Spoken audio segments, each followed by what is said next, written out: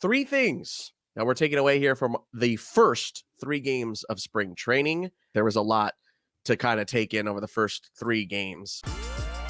You are Locked On Yankees, your daily New York Yankees podcast. Part of the Locked On Podcast Network, your team every day.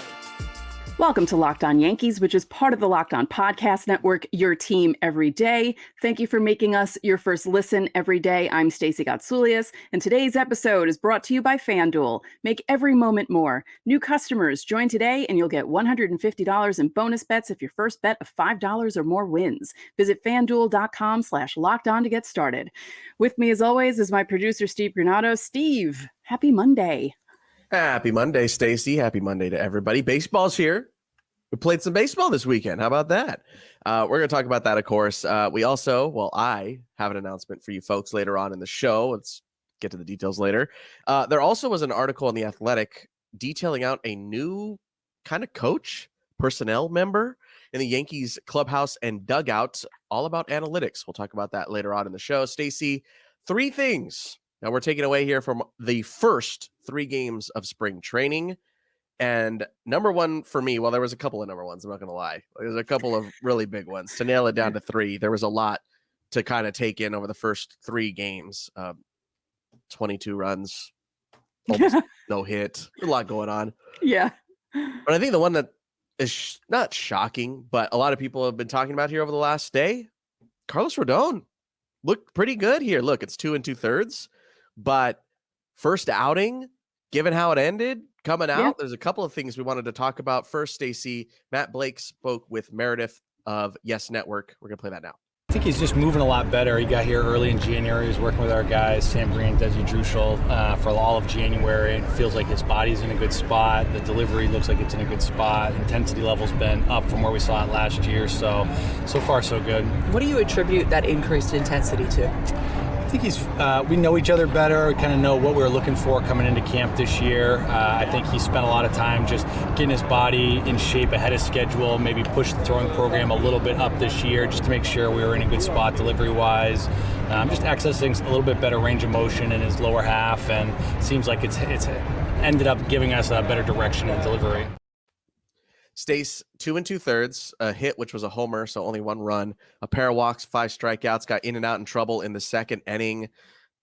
I mean, all in all, considering how the last time we saw this guy, like, you will absolutely take that first outing of spring. Yeah, because his last outing in Kansas City couldn't even get out of the first inning. And in his first outing of spring training, he had a 1-2-3 first inning. So it's already better. Not even couldn't get out of the first inning, couldn't get an out in the first inning. Yeah. I mean, how do you forget that? They were basically that Bugs Bunny cartoon with the guys just going around the bases. That's basically what the Royals did to Carlos in his last outing of 2023. Was not pretty. Yeah. I did like that Matt Blake kind of was like, we know what, like, we have a good relationship here essentially now. Like, we know each other better. Like, I thought that was an interesting way to answer that question. Like, usually it's like, well, he was really mad and he worked hard in the off season. It's like, no, he's like, oh, we like know him.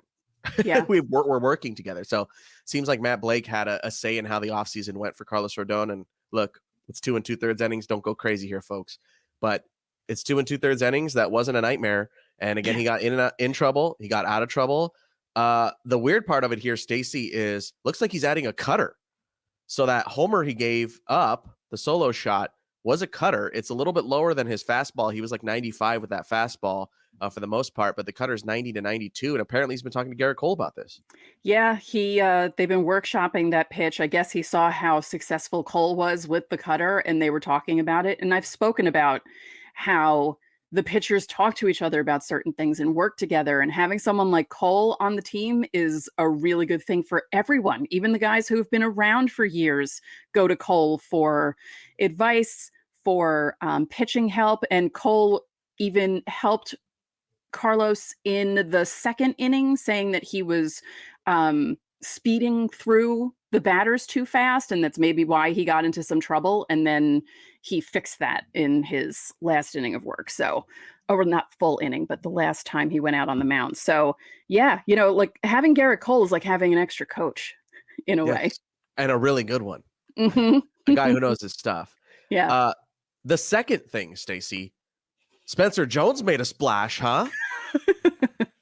5 for his first 5, 7 plate appearances, reaches base in all of them, 4 RBIs, hit by a pitch, a walk, and a 470-foot homer.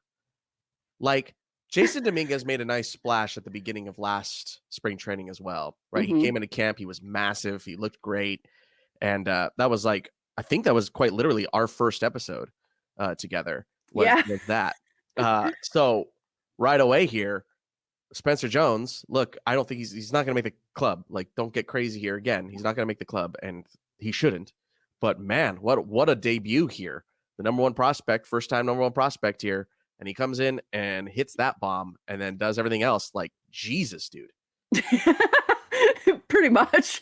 That home run, I didn't even see where it landed. It felt like it went off the planet with the way it was hit, because the one angle I saw of it was from behind the plate, and I just was like, 470, like, good Lord. I mean, I know he's 6'6", 235, I think are his stats. So he's a big boy, and he's going to get bigger because he's still young. But I'm impressed so far. He's just like, yeah, I'm number 1, and I'm going to show you that I'm number 1. I'm going to say it again. 7 plate appearances. Don't go crazy. True. But it is impressive. Like, it's a great way to start. Like, again, it's better than going 0 for his first 7 with 4 strikeouts. It's always nice to have a good start. Yes, you got off on the right foot here. Stacey, what's the number 3 here we have here takeaway? It is Juan Soto looking at home in pinstripes, doing Juan Soto things. Little scary moment there in his first at bat because he kind of slipped in the batter's box and people were thinking to themselves, oh no, he was perfectly fine. He said it's something he does a lot, actually, where he kind of falls on his feet sometimes in the batter's box and he's fine. He walked.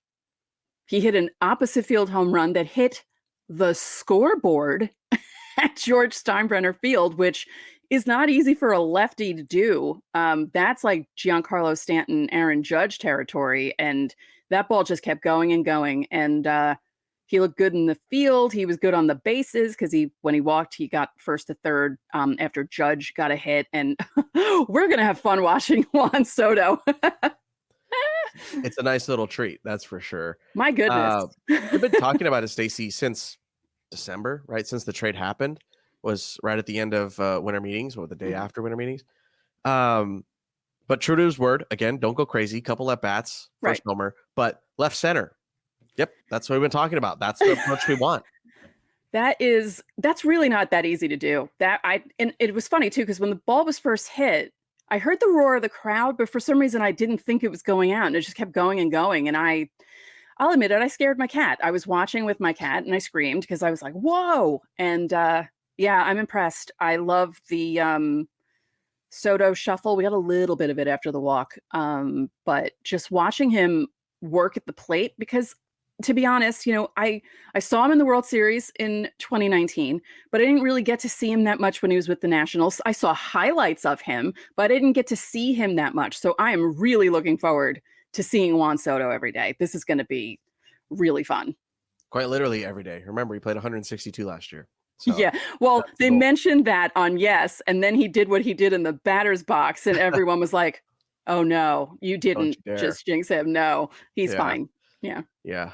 Again, there are many takeaways we could have gone in. Stroman's first outing. George Lombard Jr. looks good to start here. His first chance that we get to actually see him because he was in Tampa, which doesn't have video.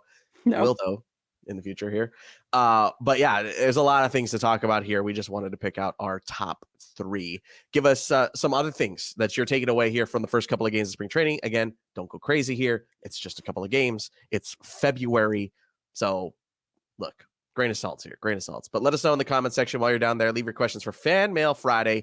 Fan Mail Friday, every Friday here on Locked On Yankees. You can always guarantee answers to your questions by joining the Locked On Yankees Insiders Club. We'll also be sending you updates throughout spring training over there, and of course, throughout the season, directly to your phone via text message. Check it out in the episode description for a 14-day free trial. All right, new coach, kind of. They're not really calling him a coach.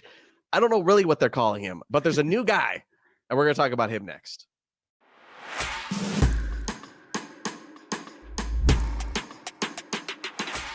Get buckets with your first bet on FanDuel, America's #1 sportsbook, because right now, new customers get $150 in bonus bets with any winning $5 bet. That's $150 if your bet wins. You can bet on all your favorite NBA players and teams with quick bets, live same-game parlays, exclusive props, and more. And by the way, in those parlays, you can bet on someone to score 10, 20, or even 30 points in a game. By the way, I noticed Michelle Beadle did a same-game parlay the other night, and she was about to really win big. And because we're a baseball podcast, your 2024 Yankees are the favorite to win the American League East. They're just behind Houston to win the AL overall, and Aaron Judge is leading the regular season home run leaderboard just ahead of Matt Olson of the Braves. So visit FanDuel.com/lockedon and shoot your shot. FanDuel, official sportsbook partner of the NBA.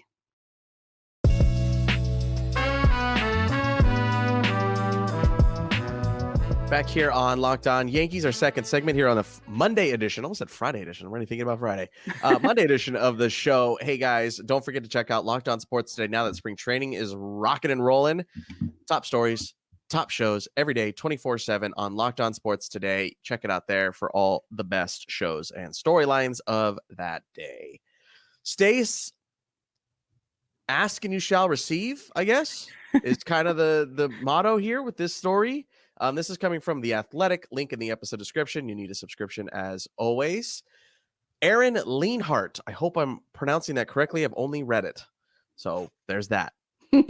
He's the newest toy, I guess, if you will, in the Yankees clubhouse and dugout. He has a doctorate from MIT. He also spent 7 years as a physics professor at the University of Michigan. And also baseball coach. Wow. So multifaceted Swiss Army knife here. This last 2 seasons, he's been the Yankees' assistant hitting coordinator, which is an off-field job. He spent 3 years in the lower minors with the Yankees. He's also coached the community colleges ranks in Montana. He is the new analytics guy. He is the guy that is the communication guy of the analytics to the players, which of course was a hot button issue towards the end of last season when it comes to what Aaron Judge was saying, what someone said something to, right? There were so many hot takes on that stuff at the end of last season that we didn't pay a whole bunch of attention to. Yeah. But it looks like the Yankees are trying to correct an issue that the captain saw was a problem. Yeah. Maybe this is what came out of the audit. That's what it seems like, right? Like, yeah. We never really got anything on that audit, by the way. Nope. They made a big deal out of it and then nothing. Womp womp. It was like they wanted people to forget that it ever happened. I guess the only thing we got out of it was that Garrett Cole wasn't physically there. Right. Yeah. Made a big deal out of it for no reason. But this is interesting. His credentials are something, like you said, like Swiss Army knife. I mean, a doctorate from MIT. You have to be smart. First of all, you have to be smart to do a doctorate anywhere, but MIT. That's impressive. And to go from that to baseball. Yeah. I just want to hang out with this guy and see what's going on there. Yeah. Aaron Boone said this about Aaron Leanhardt, quote, intelligence, work ethic. He's connected well, started to forge relationships, and he's got done a good job with all of it. So he got some glowing reviews already. Aaron Judge said good things about him. Garrett Cole said good things about him. Again, they're trying to right a wrong from last season. Remember, there was much made of the communications problems on what matters, what doesn't matter. We learned a little bit more about that from Aaron Judge the other day as well. When he talked in his introductory press conference to open up spring training, he was talking about what he values, and RBIs essentially is what he said. Mm-hmm. Judge said this, quote, as a player, I do a pretty good job filtering what I need to filter, but I think maybe some of the younger guys are just kind of getting into it. It's pretty easy to be overwhelmed with the amount of numbers and stuff that comes at you on a daily basis here. I'm overwhelmed sometimes when I read articles about statistics. And even when I was writing for Baseball Prospectus and looking at certain numbers, if I was doing something on, pitching, I helped with the transaction analysis of the Sonny Gray trade, the infamous Sonny Gray trade. And I was looking at numbers and stuff. It can get overwhelming even if you're just writing about it. So I can't imagine being a player and wanting to make sure that you're getting all the information. But if you're getting too much information, it might be an issue. Yeah. We're going to get to the Oswaldo Cabrera thing in a second about this. I wanted to bring up, but yes, it could be kind of too many cooks in the kitchen. Yeah. Really. Like Garrett Cole said, quote, "We have a lot of coaches who are versed in analytics to a certain extent, but Aaron Leanhardt has a thesis that's published. It's a different level, but also just super versed in the clubhouse dynamic and the player dynamic as well." Like that's kind of been the problem that you see pop up a lot is, well, he's some Yale grad nerd stats kid. Like he doesn't know baseball. He just knows the numbers. And like, that's been a thing for what, like 20 years, Yeah. right? In at baseball. least, yeah. But like having the two sides of the coin here, where this guy is not just numbers, MIT science whiz, but is also like, oh, I coached and I have coached and I've been a hitting coordinator. Like I know what I'm talking about. Like I understand the player perspective. Like it seems like from everything they're telling us here, it's the right guy. Like it's the right type of person that you were looking to fill a potential role like this. Yeah. And, if you get the endorsement of Cole and Judge, because Cole is as close to a captain as you can get without being named captain, good endorsements. So I don't know every team's coaching staff, player personnel. This is the first I've ever heard of something like this. I mean, you guys know my background is mostly minor league baseball. So there are guys, that kind of help with the funneling of information. Like the video coordinators are mostly the guys that are doing that kind of stuff. But this is the first time I've seen something. Again, I could be completely wrong. 15 other teams could have this. They just Yeah. I have no idea. But yeah, this is kind of the first time I've seen something like this. It's pretty interesting. And maybe it's a revolutionary or an innovation in the analytics space. I said Oswaldo Cabrera a second ago, Stacey. Remember there was that Athletic article in September called "The Picture That's Fueling Yankees Oswaldo Cabrera Heading into 2024 Season." Speaking of the too many cooks in the kitchen, that's what happened to Oswaldo last season, right? Mm-hmm. There were too many voices. He wasn't comfortable. He was being told one thing, being told another thing, goes down to AAA, gets told this. Like he was getting told too many things. And I don't know if this is the guy that solves all issues or if this exacerbates the problem. It's just something I thought maybe we should bring it up. It's like they added another guy, right, to kind of talk about this stuff, and I'm curious how that plays out, especially when considering Oswaldo Cabrera. Yeah.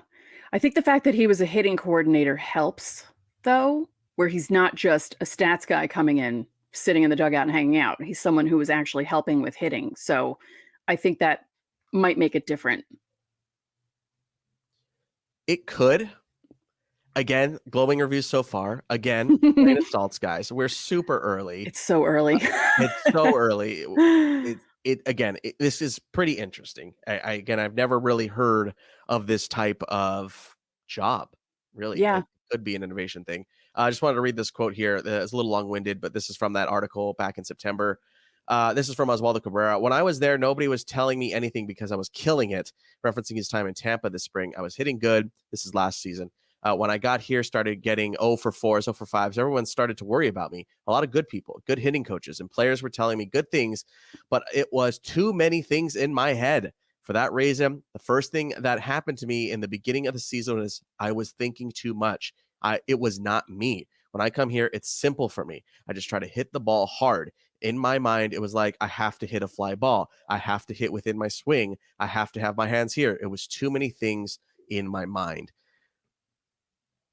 Could have contributed, probably contributed to the major issues he had last season. Time will tell if he can simplify things here, and time will tell if this is going to be a good relationship between him and Aaron Leanhardt. Yeah. I joked about it a couple months ago on the show. I think when we were talking about this sort of thing, when my dad was teaching me how to play golf, he was telling me too many things and I was messing up every 5 seconds. But when I played with someone else who wasn't yelling at me every 5 seconds, I did a lot better chipping and putting because I didn't have so many voices in my head yelling at me. So it's kind of the same thing. Like if you have too much in your brain, it gets overwhelming and then you think too much about that stuff and it hurts you. And you don't have a lot of time in baseball, right? Like you don't have time to be worrying, oh, where are my hips at? And my backside's kind of falling out. And I should probably close my shoulder a little bit here. It's like, that's why Especially not with the pitch clock. Yes, exactly. Like it's like a cardinal sin in baseball to talk mechanics in game. Yeah. You don't do that. If you don't know that, I'm telling you right now, that is a cardinal sin. You do not sell somebody who's pitching, say, hey, dude, your shoulder's flying open. Hey, dude, the only thing you would ever tell them is like you're tipping. That would be like the only time. But like you're not really talking, at least like mid at bat, maybe something in mid inning type of thing. But on the mound, in the box, let them ride. Like it's you don't want to be the last cook in the kitchen. You don't want to be too many there. So this is interesting. Again, I'm going to link that our Athletic article, the original one, or the new one rather, about Aaron Leanhardt. If you want to read further, once more, you need a subscription to the Athletic to read that. All right. I got to tell you guys something. That's next.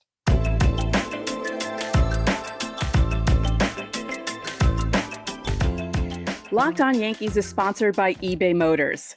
Passion, drive, and patience. What brings home the winning trophy is what also keeps your ride or die alive. eBay Motors has everything you need to maintain your vehicle and level it up to peak performance. From superchargers, roof racks, exhaust kits, LED headlights, and more, whether you're into speed, power, or style, eBay Motors has got you covered. With over 122 million parts for your number one ride or die, you'll always find exactly what you're looking for. And with eBay Guaranteed Fit, your part is guaranteed to fit your ride every time or your money back. Because with eBay Motors, you're burning rubber, not cash. With all the parts you need at the prices you want, it's easy to turn your car into the MVP and bring home that win. Keep your ride or die alive at ebaymotors.com. Eligible items only, exclusions apply. eBay Guaranteed Fit is only available to U.S. customers.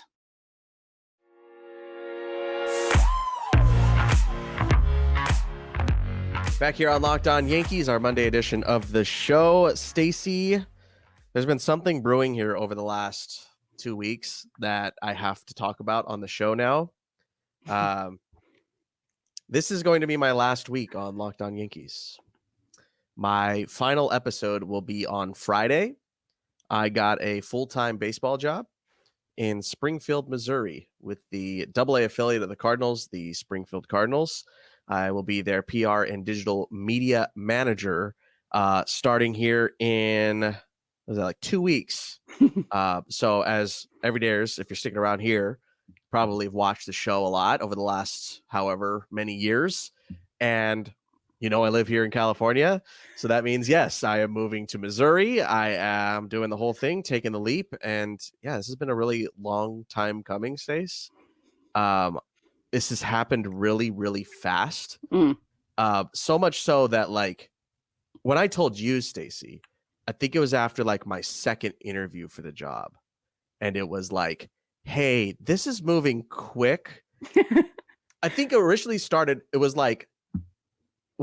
Monday. And I was like, I had told you, I was like, hey, it looks like, I interviewed for a couple of jobs here over the off season, but it doesn't look like I'm going to be getting anything. So we're good for the season. And then it was 3 days later, I was like, hey, so about that. Yeah. By the way, I have a feeling that this might happen pretty quick here. And it did. They offered, I accepted. I'll be doing some play-by-play out there, getting some middle innings. I will be doing some TV games or some radio games on occasion, some select games essentially for the Cardinals. And then, we'll be kind of, weirdly enough, doing kind of this stuff. Yeah. Some podcasting, some interviews, kind of like some of the stuff that you've seen on the show is kind of, I'm shifting allegiances again to the St. Louis Cardinals. So it's a big opportunity, man. It's a big stepping stone in my career. I've loved my time here at Locked On Yankees. I've really gotten to learn how to cover a team on a daily basis because of this. I've really learned how to keep up with everything going on in an entire organization with our Minors Monday segments and all that. But it's time to spread some wings here, and quite literally, I guess, in the sense of this. But yeah, it's been a long time coming, Stace. I mean, I've talked a lot about my minor league life and how much, I've spent in it and how much work I put into it. It's been a decade of work to get to this moment. And I haven't really had a chance to be excited yet because we've been dealing with moving and trying to keep the show on the rails here. And, I have a day job, so I've been trying to do that. And it's been a bit of a mess, but it should be fun, dude. It's kind of crazy. Honestly, it's been a bit of a whirlwind over the last, again, it's been like 2 weeks. Like, Yeah. Yeah. It was really, really quick, but I'm so happy for you because I know you've been working your butt off to get to that point, and the fact that it happened so fast. And, you had told me some of the stuff that they were doing with you, and I was like, you got the job. I'm like, I don't even know why you're questioning this. Yeah. It's like, it's yours. Yeah, I interviewed, and then they're like, can you talk tomorrow with our general manager? I was like, oh, okay, sure. And then we had that talk. Both of those interviews exceeded the time they said it was going to be, like by a good chunk. Like the first one was supposed to be a half hour, it was like over an hour. The second was supposed to be like a half hour, it was like 50 minutes. And I was like, okay, I think they like me. Like, I think I'm doing something right here. Yeah. And then they had me do like a little mock thing for them, and like all, it was kind of this. It's been a whole thing, but they really cared about the show, by the way. So that's cool. They were very like, oh wow, what did you do for this? And tell me about your minor league career stuff, and all that. So now it's time to learn an entire new organization. Yeah, good luck with that. I know the Yankees in and out now. After the last 2 years, in 2022 with the Rail Riders and 2023 into 24 here with you, man, all that information is just time to wipe it, because now I have to learn an entire new system. An entire new system. Unbelievable. And it's exactly a year too, because we started together February 27th, 2023. That was the Monday. Wow. So yeah. Wow. Good call. I didn't even know that. Mm-hmm. So I mean, I guess that makes sense. I said earlier, our first episode together was the takeaways from spring training last year with Jason Dominguez and all that. Mm-hmm. And then, that was the jumping off point. For you guys worried about the show, don't worry. Stacey's still here. The show will continue. Locked On is in the process of filling my role.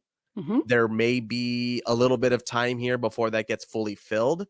I haven't spoken with the network here in the last couple of days, but I know that they were moving towards filling this spot to hang out with Stacey and have a person. But, for long time everydayers, Stacey had the show for years without me. Like I'm merely a footnote on this show's history. Don't say that. So I will keep doing everything that we've been doing for the past year. You'll get your Minors Mondays. It might not be as in depth as Steve was going, but I'm going to try and keep it up. We'll still do Fan Mail Fridays, and we'll keep things going the way they've been for the past year. Just you'll have to deal with me by myself for a little bit. Yeah, just for a little bit, or hopefully it should be all squared away by the start of the season. Yeah. So just spring training, essentially, it feels like. At least that's what it feels like. I'm conjecture at this point on I haven't talked to the network in a couple days, but so that means, like I said, this is going to be my last week here on the show. Friday will be my last episode, which means Friday will be my last Fan Mail Friday. So kind of get your ducks in a row there. Pin comment down below. That'll always, and Stacey's going to keep doing that. That'll be the case. Nothing's going to change. It's just you're not going to see my face or hear my voice. It's kind of that. So we're still going to do all Yankee stuff this week. It's not like we're going to get all graduation goggles and lovey-dovey and all that kind of stuff. That was this. Yeah. Should we do a FanDuel bet? Is Stacey going to accidentally next Monday say, with me as always? Oh, wait. Yeah. There you go. Wait, let's start over. Yeah. That's going to be a bit of a muscle you can't flex anymore. But yeah, that's going to be really odd for me not to say. I'm going to make that mistake. I know it. Yeah. But I did want to say thank you to all the Locked On Yankees fans. I'll say my official goodbye on Friday, but thank you guys. We've really grown the show together, Stacey and myself, over the last year, and I feel like we built a pretty darn good community over here, and I would love to see that to continue. Post me, and you guys, continuing to be engaging in the show. As far as our insiders are concerned, don't worry, Subtext is going to stick around. The Locked On Yankees Insiders Club is going to stick around, so you don't have to worry about not getting text messages or anything like that. It'll just be for me. Yeah, it'll just be Stace for a little bit, and then again, when the new host / producer joins the show, it'll be that. So lots of changes around here. There will be more on that. Just network wise, there's some changes going on here as well in a couple of weeks, I think. I don't know the timeline on that, but show's going to be growing and evolving here over the next X amount of days. But thank you guys again. I'll say my official goodbyes on Friday's show. But in the meantime, join the Locked On Yankees Insiders Club. Episode description, 14-day free trial, Fan Mail Friday, reply to that pinned comment. And that's going to do it for today's episode of Locked On Yankees. I'm Steve Granado. And I'm Stacey Gotsulias. We'll see you tomorrow.